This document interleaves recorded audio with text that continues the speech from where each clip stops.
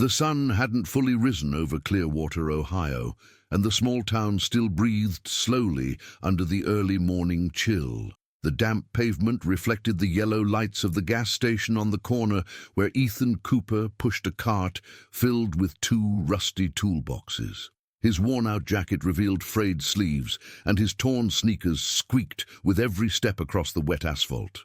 Across the street stood a busy coffee shop, the kind where the city's wealthier folks stopped before heading downtown. Luxury cars lined up outside, and the smell of fresh coffee drifted through the automatic doors. Ethan looked inside.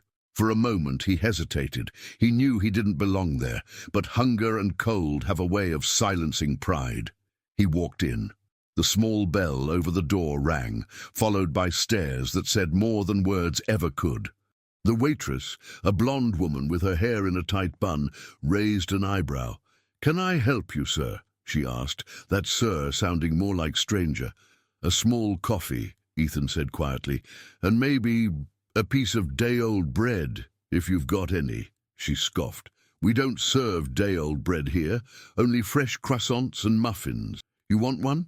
"Just the coffee, then." Ethan reached into his pocket and counted out a few coins, one by one, onto the counter. 78 cents. "It's 89, she said flatly. "You're short. I can come back with the rest. I just need—" "Listen," interrupted a tall man in a dark suit standing behind him. "If you can't afford a cup of coffee, maybe you should be at a shelter, not a Starbucks." A few people snickered. Ethan froze, staring at the coins on the counter. "I work," he said softly, "just having a rough week." The man chuckled. "We all have rough weeks, buddy. Difference is, some of us don't show up smelling like motor oil." The waitress took the cup from his hand. "I'm sorry, sir, but I need to serve paying customers." Ethan nodded silently, gathered his coins, and stepped aside. For a moment the place was quiet, only the hiss of the espresso machine filling the air. Outside, through the glass, Ethan saw his reflection. Tired face, unshaven beard, deep circles under his eyes. He looked like a man twice his age. It was 8:47 a.m. when the old blue pickup truck rolled to a stop in front of Benson's Auto Repair, a modest garage on the outskirts of Clearwater, Ohio. The metal sign above the entrance swayed in the wind, half its neon lights dead, the rest flickering stubbornly. This was where Ethan sometimes worked, fixing what others had already given up on. The owner, Carl Benson, was a man in his late 50s with a thick mustache, a stubborn limp, and a heart that only showed itself in the quietest ways. He'd known Ethan since he was a kid, helping his father harvest corn in the summer fields. Ethan pushed open the rusty gate. The metal screeched like an old memory. Inside, Carl stood hunched over the hood of a pickup, wiping his hands on a rag stained black with grease. "You're late, kid," Carl said without looking up. "Thought you quit on me?" Ethan forced a small smile. "The truck almost didn't make it, and I had to drop the boys off at school first." Carl grunted, somewhere between annoyance and affection. He pointed to an engine resting on the workbench. "See this beauty. Belongs to Mr. Wallace. Wants it running by tomorrow morning. Pays good if it's done on time." Ethan nodded. "I'll take care of it." "Be careful," Carl warned. "That man's got more money than patience." Then, softening, he added, "You're a good mechanic, Ethan. But this world doesn't pay much for good men, just for fast ones." Ethan didn't answer. He just picked up his wrench and got to work. The clink of metal, the hiss of air, and the steady rhythm of tools filled the air, the only music he knew how to dance to. For a moment everything made sense. Here, with oil under his nails and silence around him, he still felt useful. Hours passed. The engine began to take shape. But Ethan's body showed the cost. The dark circles, the tired breath, the way his hands trembled slightly when the memories came. Every other night he went to the hospital after work, sitting by his mother's bedside, pretending she couldn't see the fear in his eyes. Then the door creaked open. A woman stepped inside, heels clicking, perfume clashing with the smell of metal. Megan Wallace, sharp suit, perfect hair, expression cold as winter. "Good morning," she said, scanning the room as if afraid of touching the air. "Who's in charge here?" Carl wiped his hands. "Depends. If it's about paying, that's me. If it's about complaining—" He pointed toward Ethan. "It's him." Megan's gaze landed on Ethan. "My father's truck was brought here yesterday. He said it would be ready by tomorrow. I just came to make sure there aren't delays." Ethan straightened up, calm and polite. "No problem, Mum. I'm already on it." She studied him, the grease on his shirt, the worn boots, the eyes that refused to look away. "How long have you been working here?" she asked, her tone dripping with superiority. "Long enough to know what I'm doing," Ethan replied. Her lips curled into a faint smirk. "Let's hope so. My father doesn't like excuses. And honestly, looking at this place—" She chuckled dryly. "I wouldn't either." Carl cleared his throat. "Mrs. Wallace, we do what we can with what we've got. And this man," he nodded toward Ethan, "is the best damn mechanic I've ever seen." For the first time, Megan's eyes softened, just a little. "We'll see," she said, turning on her heel and leaving. The echo of her footsteps faded into silence. Carl sighed. "She's worse than her old man. Rich folks think the world spins around their last name." Ethan didn't respond. He just kept tightening bolts, jaw clenched, mind elsewhere. Every sound of the wrench was a prayer, a small act of faith that maybe, just maybe, he could still fix something in his life. As the sun began to sink, Carl packed up. "Don't stay too late, kid." "I'll lock up," Ethan replied. When the lights dimmed and the garage fell silent, he turned on a small lamp and kept working. The hum of the old bulb, the smell of warm oil, the slow tick of the clock. It all felt like company. Then his phone buzzed. A message from the hospital. "Your payment is now 6 days overdue. Please contact billing immediately." Ethan stared at the screen for a long moment. Then he reached into his pocket, pulled out the faded photo of his mother and whispered, "I'll make it right, Mom. I swear." Just then, headlights flooded the garage. A sleek black SUV pulled up outside. A man stepped out, tall, sharp suit, the same smug expression Ethan would never forget. It was the man from the coffee shop. He tossed a set of car keys toward Ethan. They clattered on the concrete, between oil stains and tools. "I need this fixed by tomorrow," the man said. "I'll pay double if you actually get it done." Ethan crouched, picked up the keys, and nodded without a word. The man smirked. "Didn't think you'd still be crawling around here? Guess some people just don't know when to quit." Ethan met his gaze, calm but unbroken. "Sometimes," he said quietly, "destiny just takes the long way around." The man scoffed, walked out, and slammed the door. Ethan stood there for a moment, the sound of rain starting again outside. Then he looked down at the keys in his hand and smiled faintly. He wasn't beaten. Not yet. Across the street, an old pickup truck waited. Inside, 2 boys were asleep under worn blankets.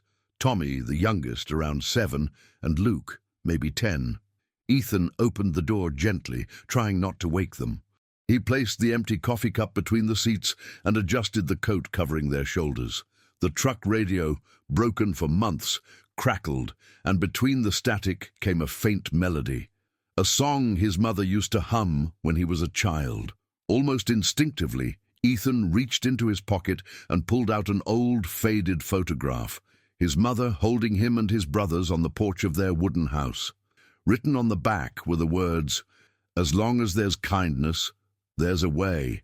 He stared at the grey sky above. She was still at the hospital waiting for him, and he couldn't show up empty-handed. He turned the ignition. The engine coughed, sputtered, then died. He tried again. Nothing.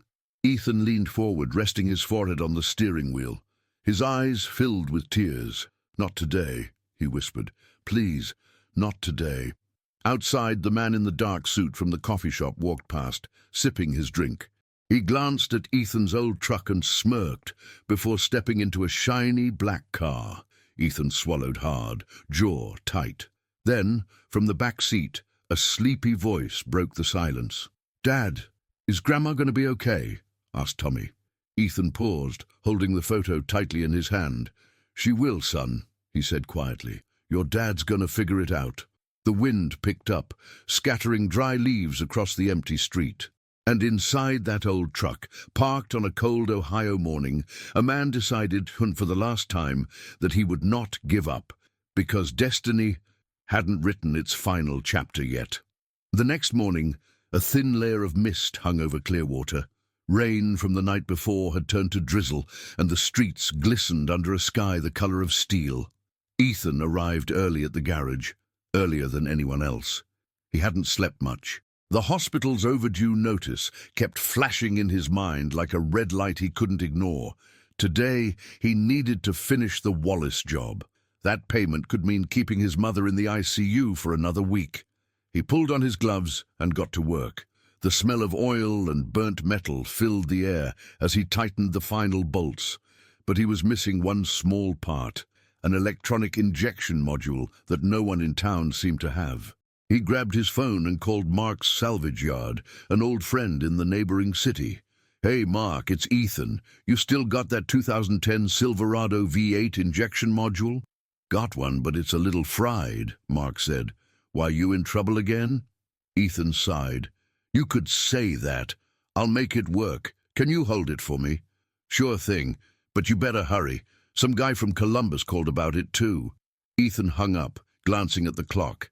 If he drove fast, he could be back before noon. Moments later, Carl walked in, coffee in hand. "You slept here again, didn't you?" Ethan smiled faintly.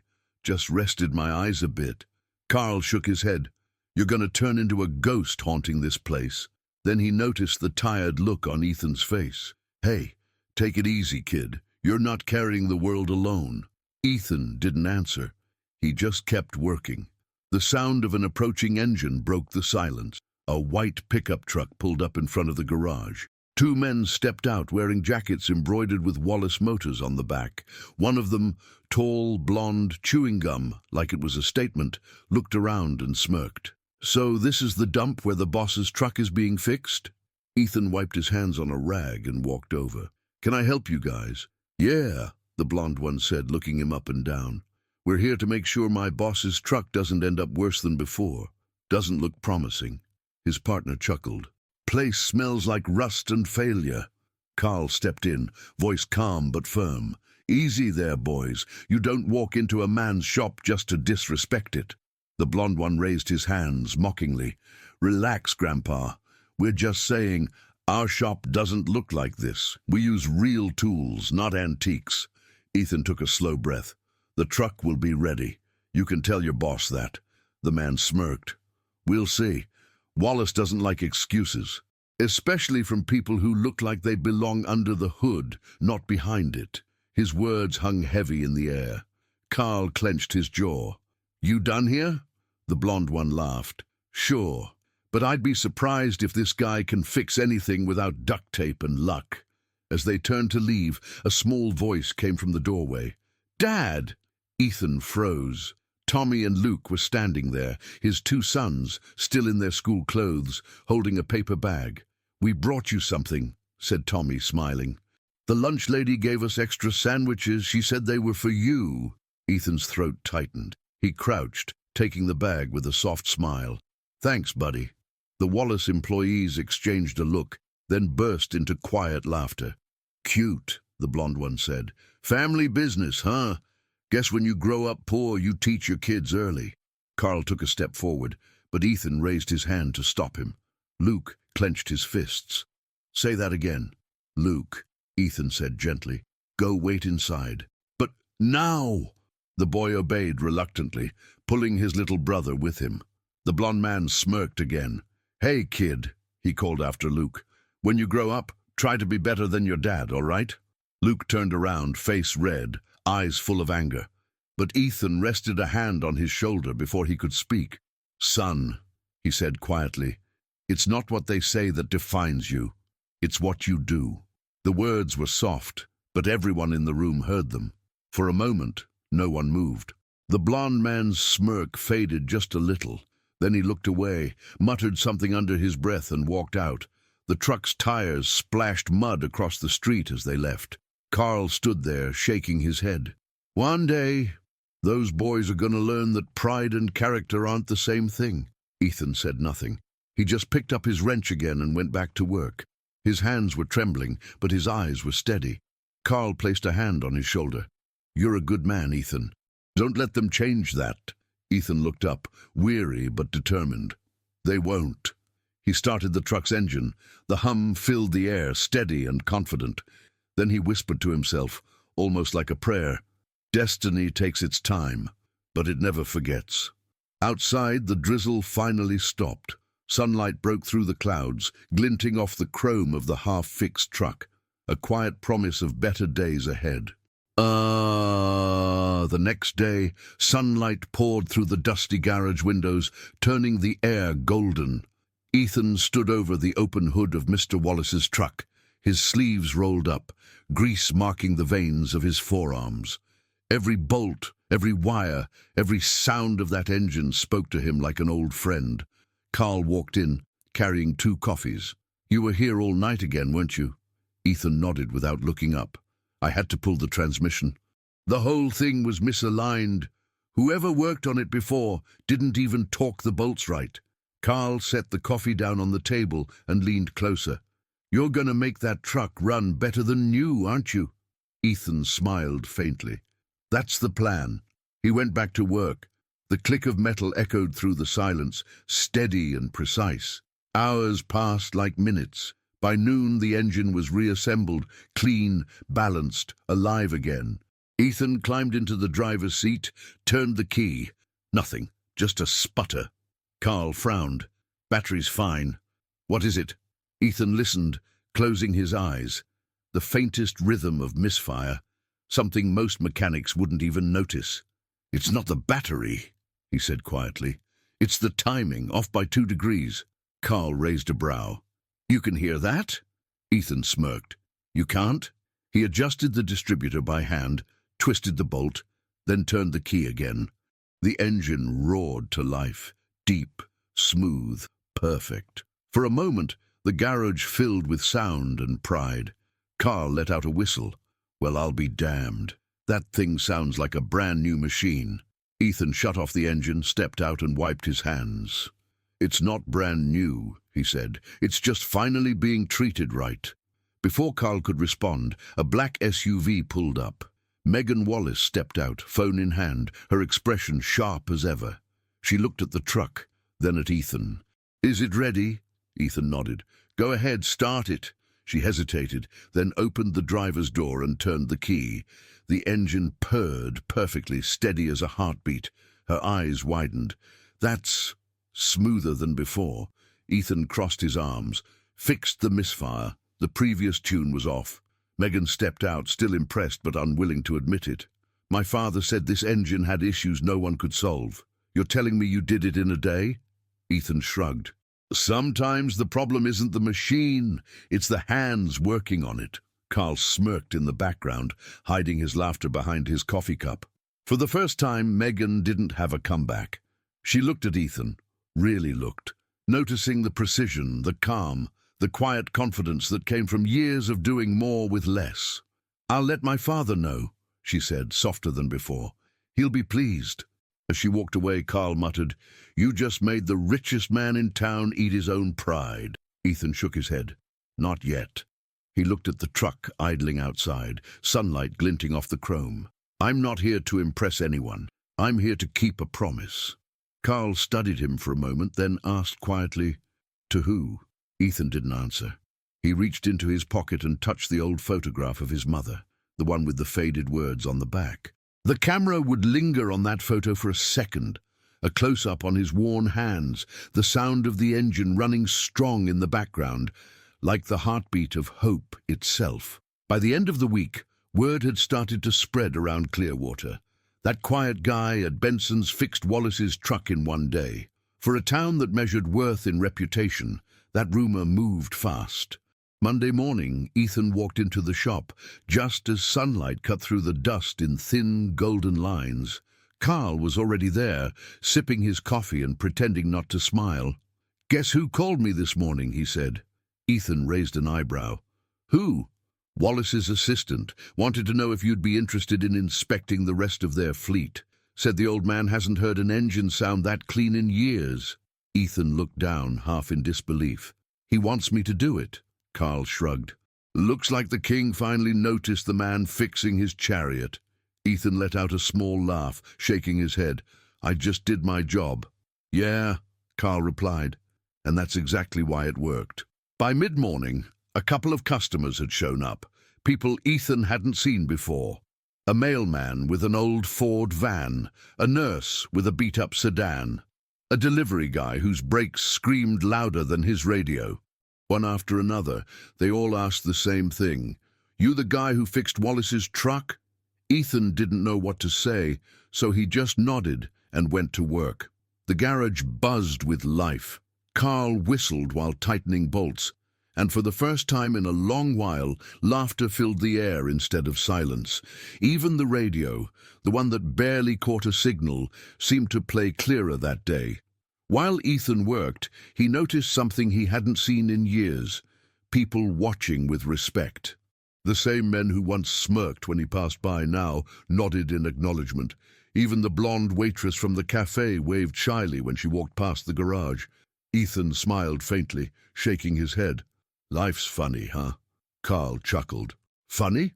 No. Fair? Maybe once in a blue moon. At noon, a familiar car pulled up.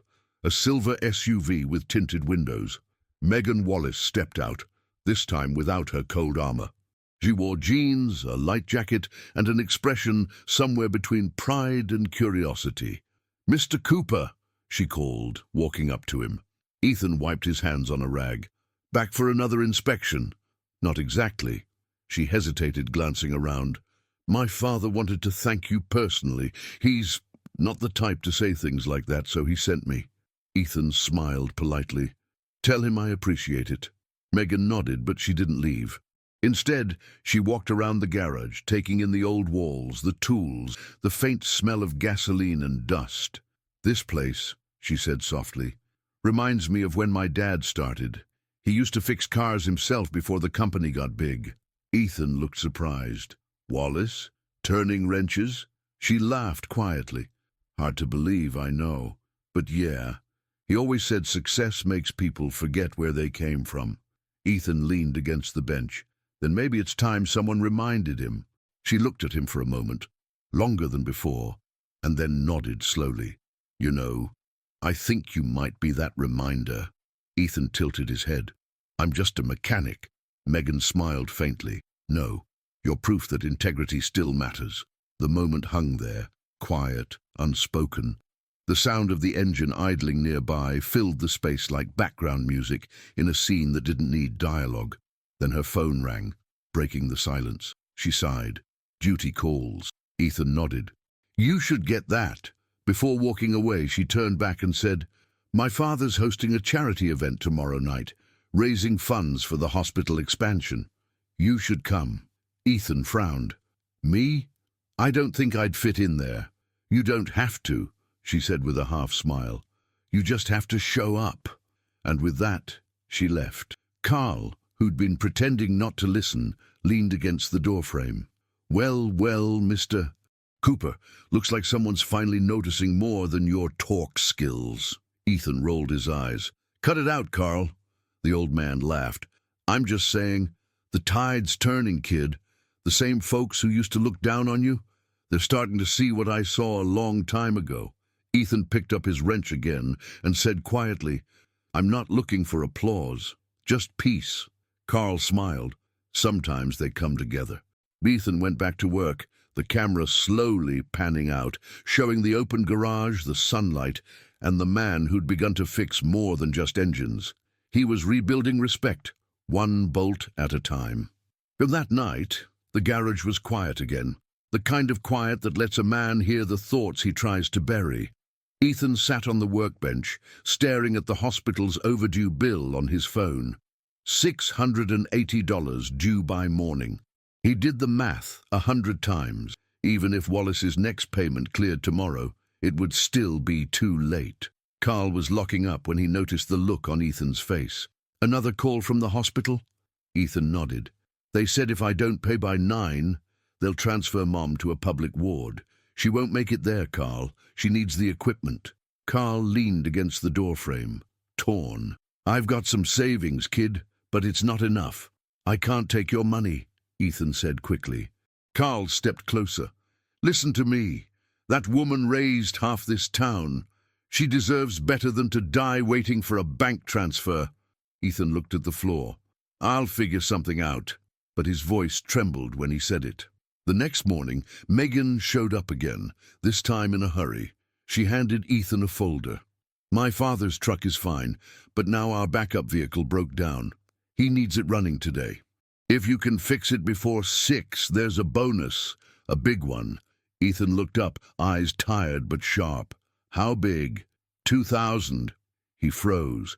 That was more than enough to save his mother. Megan continued, It's an old delivery van. The electrical system's a mess. We've already wasted money on other mechanics. Ethan nodded slowly. I'll take it. She hesitated. One more thing. He doesn't want the paperwork filed until next week.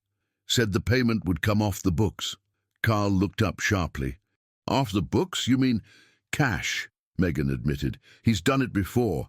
It's not exactly illegal, just messy. Carl crossed his arms. Messy tends to bite back. Ethan stayed silent, staring at the folder in his hands. Cash. Immediate. The hospital. His mother. Megan's voice softened. I'm just the messenger. Do it or don't. But if you do, I'll make sure you get paid tonight. She turned and left, the sound of her heels fading across the pavement.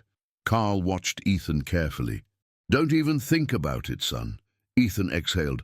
Carl, my mum doesn't have time for paperwork. If this saves her, I can live with the rest. Carl stepped forward. That's how it starts, Ethan. One little compromise. You tell yourself it's for love, for family. Next thing you know, you're fixing cars for men who don't deserve your work. Ethan slammed the wrench on the table, startling him. She's all I have left, Carl. The sound hung in the air. Then quietly, Ethan said, If there's a price for doing the right thing, I'll pay it later. But I'm not watching her die because I was too proud to take a shortcut. Carl looked at him, sadness in his eyes. Just don't lose yourself, kid. Even good hearts can burn out. Ethan opened the van hood. The mess inside was worse than he expected. Melted wires, corroded terminals, a nightmare of old repairs stacked on top of bad ones. It was a metaphor for his life. Everything broken, everything patched. He started working fast and focused. The clock ticked past noon, then 2, then 4. Rain began tapping against the metal roof again. His phone buzzed. The hospital. He ignored it. Then again and again. Finally he answered, breathless. Hello? Mr. Cooper, the nurse said softly. Your mother's oxygen levels are dropping. We need authorization for an emergency treatment. Cost is $800 up front. Ethan closed his eyes. Please give me one more hour. He hung up, gritted his teeth and went back to work. By 5:42 the van was running. Perfectly. He cleaned his hands and looked up just as Megan arrived in the rain holding an umbrella. You did it? Ethan nodded. It's done. She smiled with genuine relief. I'll make sure you're paid tonight. He hesitated. In cash? She nodded. Yes. Ethan looked down at his greasy hands. The rain hit his shoulders like tiny stones. He thought of his mother, of Carl's warning, of the line between survival and surrender. Then quietly, he handed her the keys. Tell your father. I said no. Megan blinked. What? I don't want cash. I want the job done right, on the record. She stared at him, confused. You're walking away from $2,000? Ethan smiled sadly. No, I'm walking toward peace. He turned, walked back into the garage and closed the door behind him. Megan stood there for a moment, stunned. Then she looked at the van, running flawlessly, and whispered to herself, Who is this man?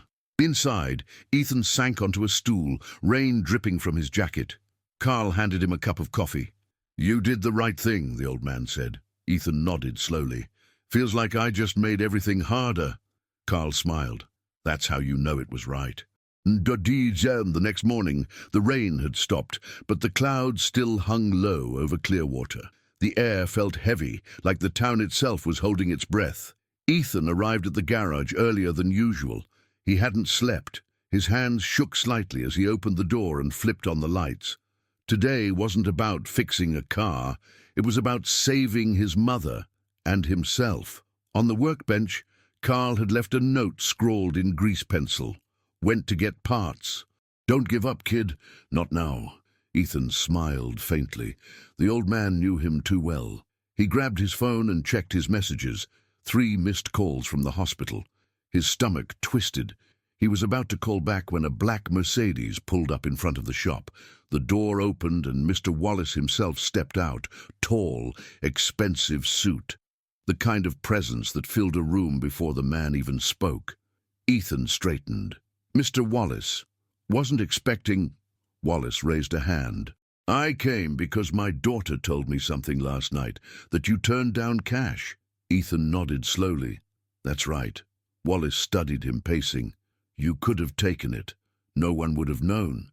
But you didn't. I'm not looking for charity, Ethan said quietly. Just a fair chance. Wallace stared at him for a long moment, then nodded. I like men who can say no, but I also like men who can say yes when it matters. He turned toward the garage. I've got a job for you. One that no one else in this town could handle. Ethan hesitated. What kind of job? The company's delivery truck broke down outside of Riverbend, 30 miles from here. It's carrying vital medical supplies. The hospital needs them by tonight.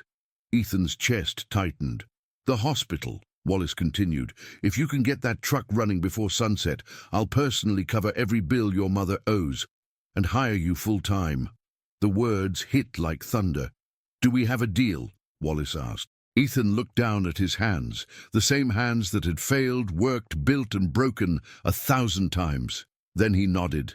Deal. An hour later, Ethan drove his old pickup down the narrow road toward Riverbend. The air smelled of mud and diesel. When he reached the crash site, he found the Wallace truck half submerged in a ditch, its engine smoking. The driver, a young man, maybe 20, stood beside it, panicking. Sir, I tried everything. She just died on me. Ethan popped the hood. The engine was a disaster. Busted fuel line, cracked manifold, fried starter. Carl would have said, it's easier to build a new one than save this mess. But there was no time for easy. He rolled up his sleeves. We're not building a new one. We're getting this one home. The hours bled together. He crawled under the truck, covered in grease and dirt. His hands bled from the edges of the metal. The sky darkened, thunder rumbling again in the distance. Each bolt he turned felt heavier than the last. His muscles screamed, but his mind stayed sharp. He remembered his father's voice from long ago. When the world tells you it's over, that's when you tighten the last screw. By 4 p.m., he'd rebuilt half the engine with makeshift parts, stripped wire, borrowed clamps, and faith. The driver stared in disbelief. You think it's gonna run? Ethan wiped his face, breathing hard. It doesn't have to run pretty, it just has to run. He turned the key. The truck coughed, once, twice, then died. Ethan exhaled, shoulders slumping. Rain started to fall again, heavy, cold, relentless. The driver looked at him helplessly. Now what? Ethan sat there, rain dripping off his hair, his hands shaking. For a second, he felt the old weight return, that crushing feeling of being almost enough. Then he looked at the hospital logo on the side of the truck. He thought of his mother, her frail hand gripping his, whispering, "While there's kindness, there's a way." He stood up. Now we finish it. He grabbed a wrench and started again, barefoot in the mud, soaked to the bone, lightning cracking across the horizon. Minutes turned to an hour, then another. Finally, he looked up at the driver. Try it now. The key turned. Silence, then a low rumble, a growl. The truck came alive. Ethan laughed, pure disbelief in his voice. Ha! You beautiful old beast! The driver cheered. It's running, sir, it's running! Ethan wiped his face, exhausted. Then go. Don't stop for anything. The young man nodded, jumped in the cab, and drove off through the rain. Ethan stood there drenched and trembling, watching the truck disappear down the road, carrying not just supplies, but his mother's second chance. He looked at the sky and whispered, "Thank you." Thunder rolled again, but this time it sounded like applause. By the time Ethan reached Clearwater General Hospital, the rain had stopped, but the world still felt soaked in grey. His hands were raw, his shirt torn, mud caked up to his knees. He walked through the automatic doors, carrying only exhaustion and hope. The nurse at the front desk looked up, startled. "Mr. Cooper, you can't be here right now. Visiting hours are over." "I just need to see my mom," he said, voice low. "Just for a minute." She hesitated, then nodded softly. Room 212. Ethan walked down the hallway, his boots leaving faint prints of dried mud on the clean floor. Every step echoed between the walls, the hum of machines growing louder with each turn. When he opened the door, his mother was awake. Her grey hair framed a face that still somehow looked peaceful, despite the tubes and the monitors. She smiled weakly. "There's my boy." Ethan tried to smile, but it trembled. "Hey, Mom, I fixed a truck today, a big one." She chuckled, barely a sound. "You've been fixing things your whole life, Ethan. Sometimes I think you're trying to fix the whole world." He sat beside her bed and took her hand, fragile, cold, but alive. "I just wish I could fix the things that really matter." She looked at him, her eyes kind. "You already are." He shook his head. "No, you don't understand. I should have been here sooner." Her brow furrowed. "Ethan," he looked down, his voice breaking. "When Dad died, I told you I'd come back as soon as I found steady work.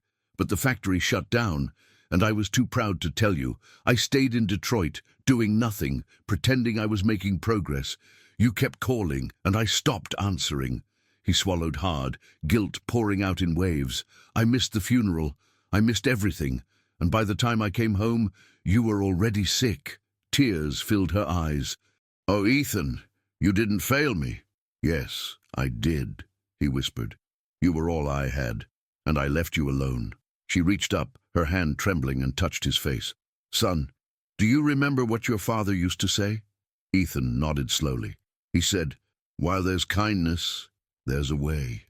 Her eyes glistened. "That wasn't about fixing engines. It was about forgiveness. You've always carried too much of the world on your shoulders. Let some of it go." Ethan pressed his forehead to her hand. "I don't deserve forgiveness." She smiled faintly. "That's what makes it forgiveness." For a long moment, neither of them spoke. The soft beeping of the monitor filled the silence like a heartbeat, trying to remind them both they were still here, still fighting. Finally, she said, "Ethan, now promise me something." He lifted his head. "Anything." "When I'm gone," she whispered, "don't waste your life trying to repay the world. Just keep being kind. That's enough." Ethan's throat tightened. "Don't say that, Mom. You're not going anywhere." Her eyes fluttered. "Then let's both believe that." He sat there, holding her hand, listening to the steady rhythm of the machines. Outside, thunder rolled softly over the city, distant now, like a memory fading. After a while, her breathing grew deeper, steadier. She had fallen asleep. Ethan stayed a little longer, tracing the edges of the old photo in his pocket, the one of her holding him as a boy. For the first time, he noticed something on the back that he had never really read before. Under the familiar words, "While there's kindness, there's a way," there was a second line, faded almost to nothing. "And when you find your way, help someone else find theirs." Ethan's eyes welled up. He looked at his mother sleeping, the machines glowing gently in the dark. He finally understood. It wasn't just about fixing cars or paying bills. It was about building something that would outlive him, something that could give others the chance he never had. He stood up quietly, kissed her forehead, and whispered, "I'll make you proud, Mom. I promise." As he walked out, the hallway lights flickered. Outside, the first break of dawn painted the wet streets silver. Ethan took a deep breath and stepped into the morning, no longer running from his past, but walking toward the purpose it had given him. And just the morning after, Clearwater woke up to sunlight for the first time in days. The puddles on the street shimmered like pieces of broken glass catching light, and for a brief second, The whole town looked reborn. Ethan sat in his truck outside the hospital, staring through the windshield, lost in thought. He hadn't gone home. He hadn't eaten. He'd just stayed, waiting. His phone buzzed. A message from an unknown number. "Mr. Wallace would like to see you. Urgent." He frowned. "Now what?" he muttered to himself. Then he started the engine and drove toward downtown, past the brick buildings and the early morning traffic, until he reached the tall glass tower of Wallace Industries. The lobby was all marble and silence. Every footstep echoed. People in suits moved like clockwork, precise, polite, untouchable. Ethan walked to the receptionist, feeling the weight of oil and sweat still on his clothes. "Mr. Wallace asked for me," he said quietly. "Ethan Cooper." The woman typed something on her screen, then nodded. "Top floor. He's expecting you." When the elevator doors opened, Megan Wallace was already waiting. But this time, she didn't wear the hard look of someone trying to prove herself. Her eyes were soft, tired, maybe even apologetic. "Come on," she said gently. "He's been waiting since 7. They walked down a long corridor lined with framed photos. Wallace cutting ribbons, shaking hands with governors, smiling for cameras. At the very end, glass walls revealed a panoramic view of Clearwater. The city stretched far below, small and quiet, unaware that one conversation inside this room was about to change one man's life. Mr. Wallace stood by the window, his back turned. "Megan tells me you're the one who saved the shipment yesterday." Ethan nodded. "Yes, sir." Wallace turned, studying him. His voice was calm but sharp. "Most men would have quit when they saw that engine. But you didn't." Ethan shrugged. "Didn't have much choice. My mother needed those supplies." Wallace paused. That detail hit him harder than he expected. "She was one of the patients waiting." Ethan nodded again. "She's been there for months." For a moment, the powerful man said nothing. His gaze drifted toward the skyline. Then quietly he said, "You remind me of someone I used to know, a mechanic who fixed one of my trucks years ago, long before this company existed. He didn't ask for payment, just said, 'If you ever get the chance, help someone else the same way.'" Ethan smiled faintly. "Sounds like good advice." Wallace turned back, eyes firm. "That man was your father." Ethan froze. "What?" Wallace nodded slowly. "Back when I was just starting out.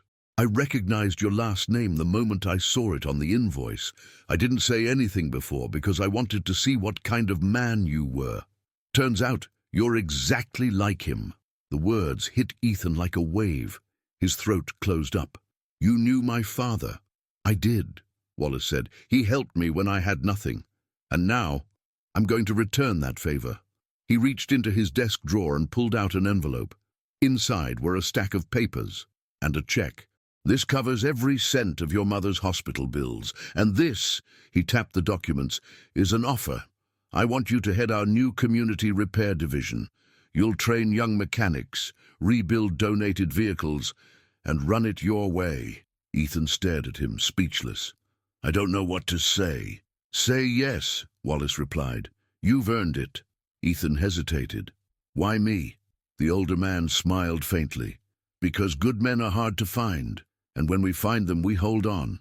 Behind them, Megan stood quietly, watching the scene unfold. She didn't interrupt. She just smiled, the kind of smile that carried respect, not pity.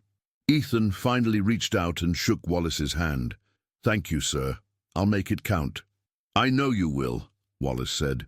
As Ethan turned to leave, Megan caught up with him in the hallway.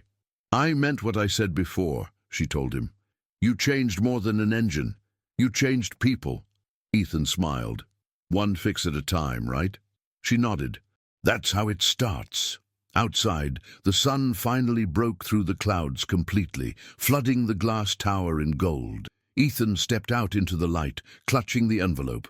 The proof that sometimes doing the right thing doesn't just save others. It saves you, too.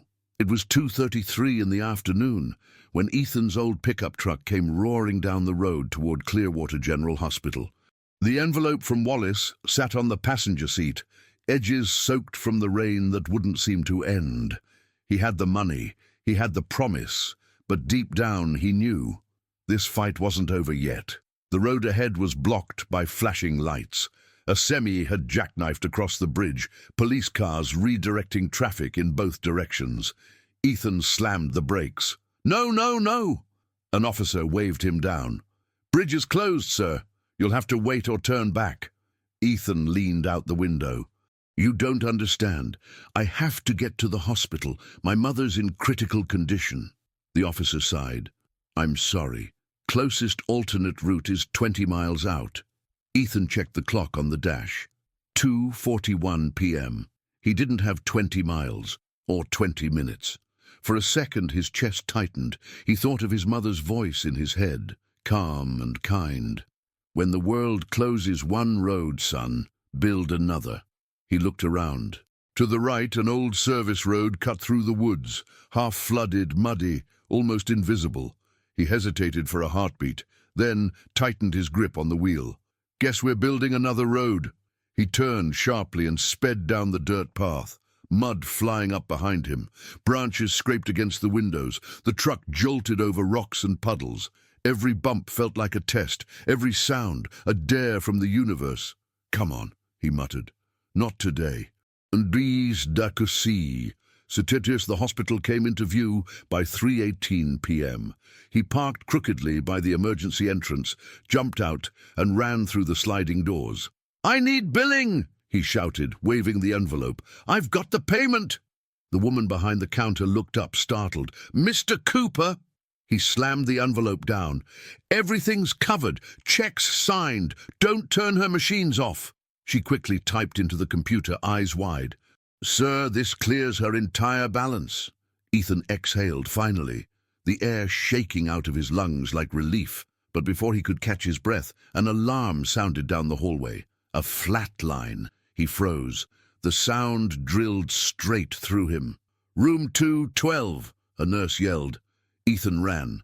The door to his mother's room was open. Nurses surrounded her bed, the monitor flashing red. "Pressure dropping," one of them said. "Mom!" Ethan shouted, breaking through. "Mom, it's me." "Sir, please step back." But he grabbed her hand. "Mom, listen to me. I did it. We're okay. You're okay." For a terrifying moment, there was nothing, just the sound of the machine's tone holding steady, merciless. Then a beep. Another. Then another. The monitor came back to life. Her heart had found its rhythm again. Ethan collapsed to his knees, tears mixing with the dirt still on his face. He whispered, "I told you, Mom. I told you I'd fix it." The nurses exchanged relieved smiles. One patted his shoulder before leaving quietly. A few minutes later, someone appeared at the door. Megan Wallace, raincoat dripping, eyes soft. She had come straight from the office. "I heard what happened," she said gently. "Is she—" "She's okay," Ethan replied, voice trembling. "For now." Megan exhaled, relief flooding her expression. "My father called the hospital," she said. "He said to tell you, you're not just part of the company now, you're part of the family." Ethan blinked, unsure what to say. "He doesn't have to." "He wants to," she interrupted. "You earned it." Ethan sat down, finally breathing again. Outside, the storm that had hovered over Clearwater for days began to break apart. Light spilled through the windows, landing across the bed like a quiet blessing. His mother stirred, whispering faintly, "Ethan?" He leaned closer. "Yeah, Mom. I'm here." Her hand found his. "You've always been the kind of man your father wanted you to be." He laughed softly through tears. "I think I finally understand what he meant." She smiled weakly. "Then keep fixing what's broken, son. Not everything needs a new part. Sometimes it just needs care." Her eyes closed again, but her breathing was steady, peaceful. Ethan sat back, holding her hand, staring at the sunlight across the room. He realized something. It wasn't the machines or the check or even the work that saved her. It was everything he had refused to give up on. The storm outside faded to nothing but the quiet hum of the world turning forward. And for the first time in a long time, so did Ethan. The next morning, Clearwater was silent. The storm had passed, leaving behind streets washed clean, as if the town itself had been forgiven. Inside the hospital, Ethan sat slumped in a chair by his mother's bed. He hadn't moved in hours. The machines beeped softly beside her, steady and calm. A nurse entered quietly. "Mr. Cooper, you should get some rest." Ethan didn't answer. His eyes were red, his face hollow. "I'm fine," he muttered, though his hands trembled slightly as he spoke. The nurse smiled kindly. "You're not, but you will be." She adjusted the IV, gave him a gentle nod, and left the room. The door clicked shut. The quiet returned. Ethan leaned forward, resting his elbows on his knees. His head dropped into his hands. For the first time since this all began, he let himself feel everything. The fear, the guilt, the endless fight to prove that a man could fall to his knees and still rise again. Tears came without sound, the kind that don't need an audience. He whispered, "I did it, Dad. She's safe. You can rest now." But even as he said it, something inside him broke open. He realized he wasn't just talking to his father, he was talking to himself, the part that had been holding on by sheer will. Later that afternoon, he walked out of the hospital into the open air. The sun hit his face, warm and blinding. For the first time in weeks, he had no destination, no task, no deadline, no wrench in his hand. He walked aimlessly down the street until he found himself at the old garage. Carl was outside, smoking on the steps. "Well, if it isn't Clearwater's newest miracle worker," the old man said, a faint grin curling his lips. Ethan smiled weakly. "Don't start." Carl studied him for a second, then nodded toward the shop. "You look like hell." "Thanks. Get inside. I made coffee strong enough to clean a carburetor." They went in. The smell of oil and burnt metal hung in the air. Familiar, grounding. Ethan sat on the workbench staring at the floor. Carl poured 2 cups. "You know, I've seen a lot of men fix engines," he said, "but I've never seen anyone fix themselves doing it." Ethan looked up. "I don't feel fixed." Carl shrugged. "You're not supposed to. You're supposed to feel alive. There's a difference." Ethan took a slow sip of coffee, the bitterness cutting through the numbness. He looked around the garage, the wrenches, the scattered bolts, the smell of work and sweat. Everything that had once felt like failure now felt like proof of endurance. But then his hands started to shake again. He tried to steady them, but they wouldn't stop. Carl noticed. "Hey, you all right?" Ethan laughed dryly. "Guess my body's just catching up." Then, without warning, his vision blurred. The cup slipped from his hand and shattered on the floor. "Ethan!" Carl shouted, catching him just as he fell forward. The world spun. Ethan heard distant voices, Carl yelling for help, the rush of footsteps, before everything faded into white. Destinies. When he opened his eyes again, he was back in a hospital bed, an IV in his arm, a dull ache behind his eyes. Megan was sitting beside him, a notebook on her lap. She looked up and smiled softly. "You really don't know how to take a break, do you?" He groaned. "What happened?" "You collapsed," she said. "Dehydration, exhaustion. The doctor said your body just shut down." He closed his eyes, embarrassed. "Figures." Megan leaned forward. "You've been carrying the world on your back for too long, Ethan. Maybe it's time you let someone help." He looked at her, really looked, and saw no pity, no condescension, just truth. "I don't know how," he admitted. She smiled. "Start small. Let someone else drive once in a while." Ethan chuckled weakly. "That's harder than fixing a broken engine." "Yeah," she said, "but it's worth it." Outside, the wind rustled the trees, and sunlight spilled gently across the room. For the first time in years, Ethan didn't feel the urge to get up and fix something. He just breathed. And in that quiet, he realized, sometimes collapse isn't failure. It's the body's way of saying you made it. 2 weeks later, Clearwater was alive with color again. The storms were gone. The sky was wide and blue. People moved through the town slower now, warmer somehow, as if a little of Ethan's fight had rubbed off on everyone who'd heard his story. He stood outside the newly painted garage, a fresh sign hanging above the door. Cooper and Sons Community Garage. Below it, smaller letters read, "Free repair training for veterans and youth." Carl, standing beside him, squinted up at the sign. "Sons, huh? You planning on cloning yourself or something?" Ethan chuckled. "It's not literal, old man." "It's legacy," Carl smiled. "Then it's perfect." They walked inside. The place that had once smelled like despair now carried the scent of paint, oil, and hope.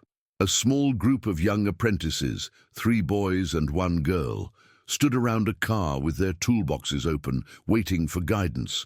Ethan clapped his hands. "All right, everyone, who can tell me why this engine won't start?" A skinny kid with nervous eyes raised his hand. "Battery's fine. Could be fuel pump?" Ethan nodded. "Good guess. But there's something else. Listen." He turned the key, and the motor gave a faint, uneven sound. He stepped back. "Hear that? It's misaligned timing, just a few degrees off. Easy to miss if you don't listen. That's the lesson today. Always listen before you fix." The kids nodded, taking notes. Carl watched from a distance, his arms crossed, proud. Megan walked in through the side door, holding 2 coffees. "You're officially famous," she said, handing one to him. "Local paper ran a story about you. From broken hands to healing hearts. Cheesy headline, but it fits." Ethan smirked. "Guess we're both rebuilding things now." Megan raised an eyebrow. "Both?" "You," he said, "learning to run your father's company differently. Me, learning to live without running from myself." She smiled, touched. "Maybe we're not fixing engines anymore. Maybe we're fixing people." Ethan glanced toward the kids laughing near the workbench. "That's the goal." Gee. That evening when the garage closed, Ethan drove to the hospital one last time. His mother was stronger now, sitting up, knitting quietly by the window. When she saw him, her whole face lit up. "Well," she said, "if it isn't the man who refuses to rest." He laughed. "You're one to talk." She set the yarn aside and took his hand. "They told me what you did, Ethan. The school, the program, the kids. You finally found your way." He looked down, smiling softly.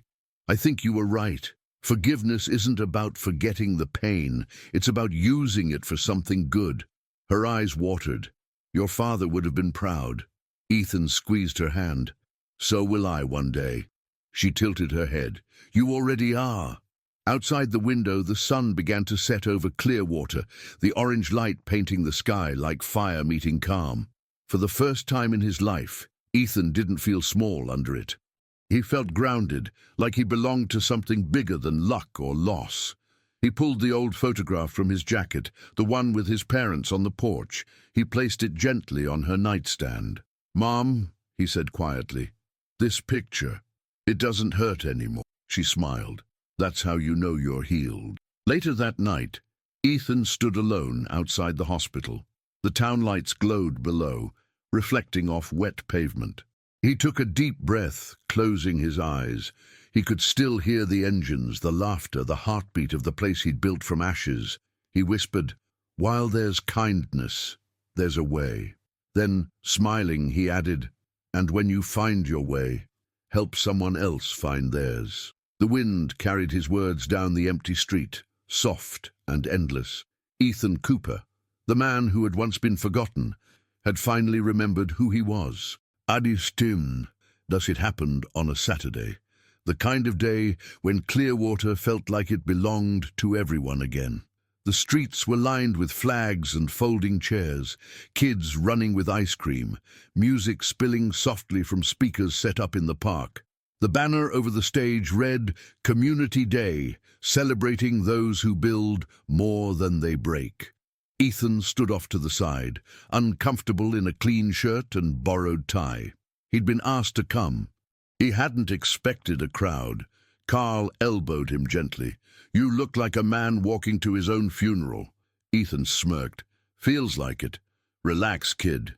It's not every day they throw a parade for a mechanic." Before he could respond, Megan appeared, clipboard in hand, looking radiant but exhausted. "Everything's ready," she said. "You'll speak right after my father." Ethan's eyes widened. "Speak? You didn't say anything about that." she smiled. If you can rebuild an engine in the middle of a thunderstorm, you can say a few words to a crowd. Carl laughed. She's got you there. The mayor stepped up to the microphone first, voice booming across the square. Today, we honor the spirit of Clearwater, the people who remind us that dignity, hard work, and compassion still matter. He gestured toward the Wallace family, seated near the front. Mr. Wallace has generously funded the new community training center led by none other than Ethan Cooper. Applause rippled through the crowd. Ethan froze for a second, still not used to hearing his name followed by clapping instead of whispers. Megan gave him a small nod. Go on, she mouthed. He stepped up to the microphone, clearing his throat. The sea of faces blurred for a moment. He wasn't a speaker. He was a worker. His words usually came through engines, not microphones. But then he saw something in the front row. His mother, sitting in a wheelchair, smiling proudly, hands folded in her lap. That was all he needed. He took a breath. I don't know much about speeches, he began, but I know about second chances. The crowd quieted. I spent a lot of years trying to fix things, cars, mistakes, people. Sometimes I thought if I worked hard enough, I could undo the past. Turns out, that's not how it works. He looked down for a second, then back at them. You can't change what's broken by pretending it never cracked. You change it by building something new from what's left. He smiled faintly. That's what this garage, this program, this whole day is about. People helping each other run again. Applause grew. Soft at first, then louder. Ethan continued. I used to think destiny was something that happened to you, but I learned it's something you build, one honest act at a time. And sometimes it starts with just helping your mother. The crowd laughed gently. Even Mr. Wallace smiled. Ethan looked at his mother again. She taught me that kindness isn't weakness. It's strength in its purest form. He paused, emotions catching in his throat. So, if you're out there, feeling like you don't matter, like no one sees what you're trying to do, just remember this. Someone does. Someone always does. Silence. Then, thunderous applause, the kind that shakes the ground and fills the air with warmth. Megan wiped a tear from her cheek. Carl stood clapping proudly, muttering, Told you, kid. Mr. Wallace rose from his seat, walked onto the stage and placed a hand on Ethan's shoulder. Son, he said quietly, your father once fixed one of my trucks. But today, you fixed something far greater, this town's heart. Ethan looked down, humbled. Thank you, sir, for believing when no one else did. Wallace smiled. You earned every bit of it. The crowd began to chant softly, Cooper, Cooper! Not out of fandom, but out of recognition. For the first time, Ethan didn't shy away from it. He lifted his mother's hand in the air from where she sat near the front row. This, he said into the mic, smiling through tears, is the real mechanic. Laughter and cheers erupted. Cameras flashed. Children waved miniature flags. The town that once ignored him now celebrated him. And somewhere above all the noise, in the hum of life and light, Ethan could almost hear his father's voice again. While there's kindness, there's a way. He smiled, whispering back, Yeah, Dad, there really is. The applause rose one last time, echoing through Clearwater, carried by the wind, the sound of redemption shared.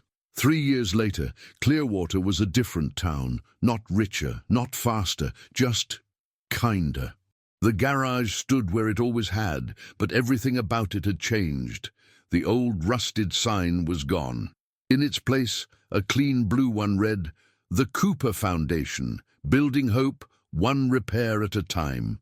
Every morning, before sunrise, the doors opened to a line of people, single mothers, veterans, teenagers, workers whose cars had given up long before they had. Inside, the air buzzed with the sound of impact wrenches, laughter, and old country music. Ethan walked the aisles with a clipboard in hand, his shirt rolled at the sleeves, grease still marking the creases of his palms. Beside him walked Marcus, a 19-year-old who had once been caught stealing from the very lot he now worked in. So, Ethan asked, what did I tell you about carburetors? Marcus grinned. That they're like people. They need balance to function right. Ethan nodded, smiling. Exactly. And if you force too much air in, they choke, Marcus finished. I remember. Ethan clapped him on the shoulder. Good man. Carl, now walking slower but still sharp, shuffled out of the office with his coffee mug. I swear, if I didn't know better, I'd think you opened this place just to make me feel ancient. Ethan laughed. You're the soul of this shop, Carl. Carl grinned. Nah, I'm just the ghost that haunts the fridge. They both laughed, the kind of laughter born from years of surviving everything that once seemed impossible. At noon, Megan arrived with a group of new donors and city officials. The community had grown, Wallace Industries had expanded, partnering with Ethan's foundation to bring job training and scholarships to neighboring towns. Still hate speeches? She teased, handing him a folder. With a passion, he said. That's why I fix engines. They never talk back. She smiled. And yet people keep listening to you. He shook his head. I'm not teaching them to fix cars. I'm teaching them to fix belief. Megan watched him for a moment, the grease on his hands, the calm in his voice, and said softly, You really did it, Ethan. He shrugged. Didn't do it alone. She smiled. No one ever does. That afternoon, the sun hung low over Clearwater. Inside the garage, a little girl, maybe 7 years old, sat in the corner coloring a piece of paper while her father worked on his truck. Ethan passed by and paused. What's that you're drawing? She looked up with a shy smile, a heart with tools inside. He crouched down, looking closer. That's beautiful. What's it for? It's for the wall, she said proudly. Daddy says everyone who fixes something gets to hang one. Ethan turned toward the far wall. Dozens of drawings, handprints, and photos covered it like a mosaic of lives changed. In the center hung a single framed picture, his parents, smiling on the porch long ago. Below it, in bold letters, were the words his mother had written, While there's kindness, there's a way. He felt a lump rise in his throat but smiled through it. Yeah, he whispered, there sure is. That night, after everyone left, Ethan stayed behind. The town lights glimmered outside the windows. He sat alone on the workbench, holding the same photo in his hands, edges worn but still whole. He thought about everything that had brought him here, the humiliation, the long nights, the rain, the hospital, the miracles that didn't look like miracles at the time. And he realized something simple, something his mother had known all along. It was never about fixing cars. It was about restoring faith in others, in the town, in himself.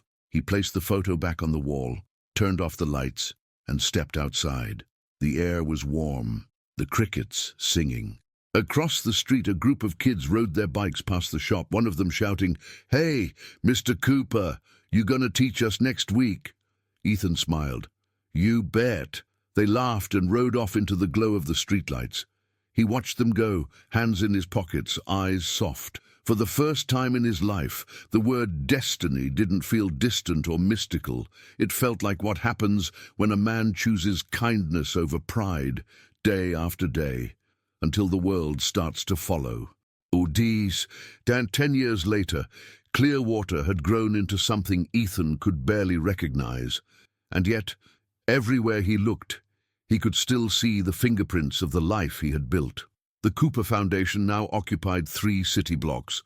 The once small garage had become a full training center, filled with classrooms, open workshops, and photos on every wall, not of celebrities, not of investors, but of people, those who had come broken, learned to rebuild, and walked out whole.